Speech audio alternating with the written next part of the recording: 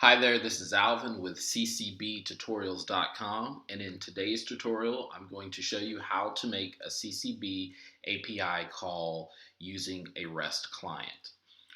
So to get started with this tutorial today, what you'll need to do is open up Google Chrome, and if you don't have Google Chrome, which it is a web browser, if you don't have that installed, then what you'll need to do is just go to google.com and you can type in Chrome download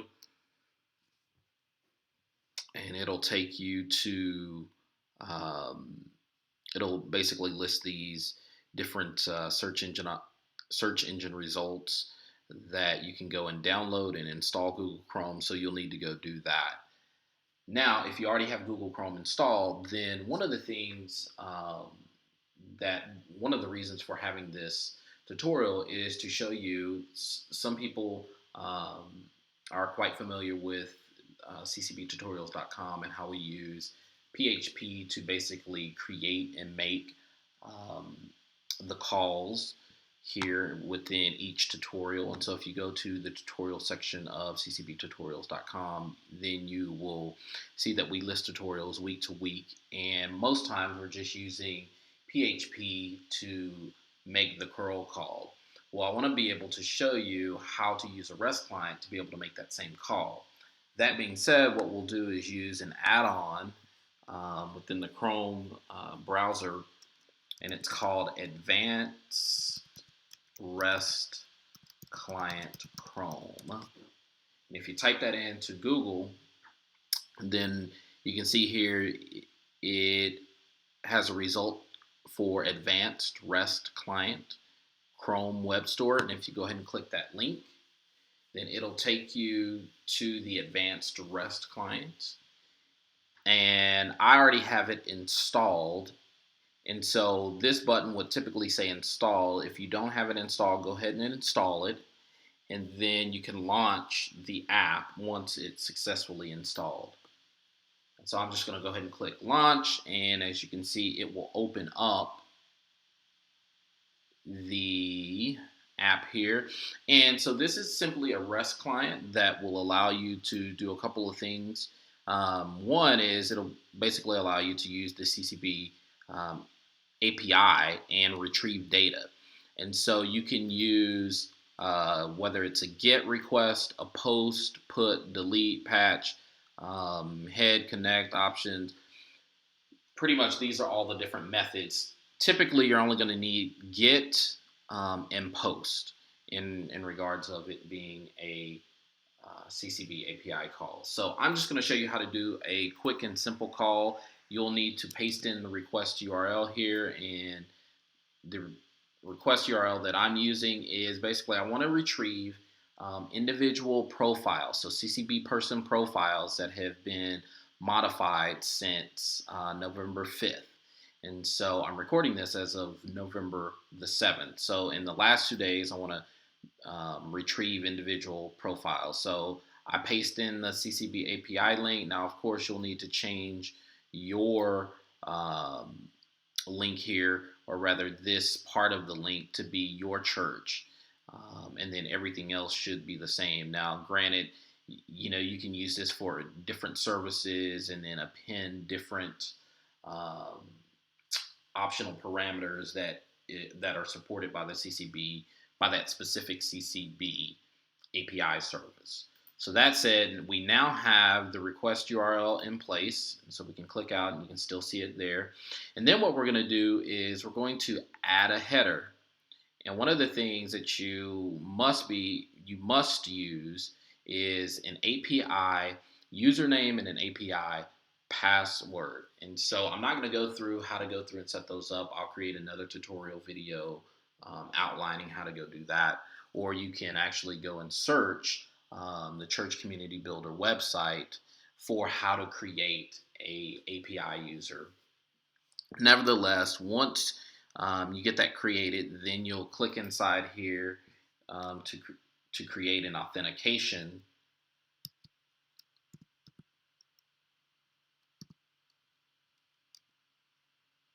and actually I misspoke, I said authentication, it's authorization header. And so what you'll do here is you can either type it in as the example authorization header, the value, so how it has the basic, or you can just click edit and it'll open up and it'll give you a chance to put in this your username, your CCB API username, and the password. So I'm just going to put in, I created a user specifically for this tutorial that I've deleted or will delete after the tutorial has been completed. So I put in this value and in that value, we hit accept, and then it changes that to be the value of basic. And then from there, I mean, this is pretty much it. Now that you have the username and password in place, your URL, everything set to the appropriate method. So for the individual underscore profiles API service, it uses the get method. And once you have that, then you click send, and it'll take a couple of seconds here. But you can see we get a 200, which is a OK, meaning that connection was made, authorization or authentication rather, was made to the CCB API server, and now it's just retrieving the data. And so this will spin until you retrieve the data. A couple of the other things, you can copy content. So once the content appears here below, you can copy the content to your clipboard to be copied into other programs or applications. Or you can save the content of the file, which the content will be XML. And I won't necessarily show you how to go through and parse it in this tutorial. I'll create another tutorial to show you how to parse the content of the file. Or you can also toggle to see just whatever the raw response view was. And so nevertheless, we'll just sit here and wait for this data to appear. Like I said, it typically takes a couple of seconds. Now, if you're using, the other thing to note is I use November the 5th, and again, I said it was November the 7th as of this recording. If you choose a date that's further from the current date, then it's likely going to take a bit longer to retrieve the data and have the response displayed here. And as you can see, the response now is displayed, and you can see the XML response, and you can go through and see, you know, each of the individuals. So here it has, so we have 93 individuals that have been modified since the November 5th date that I put in. And then it just goes through each of these, each of the individuals that have been modified. So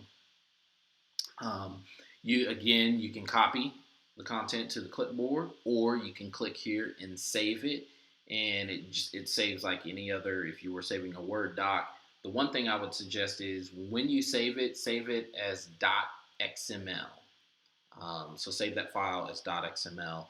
I'm not going to go through it. You can go through that, do that as well. Or if you want to click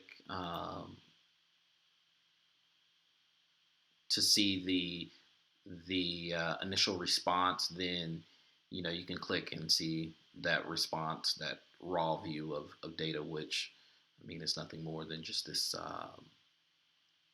CCB XML response.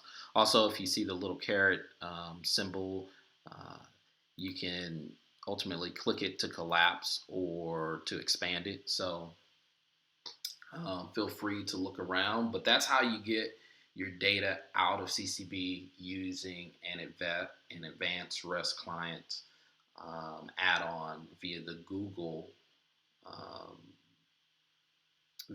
Chrome browser.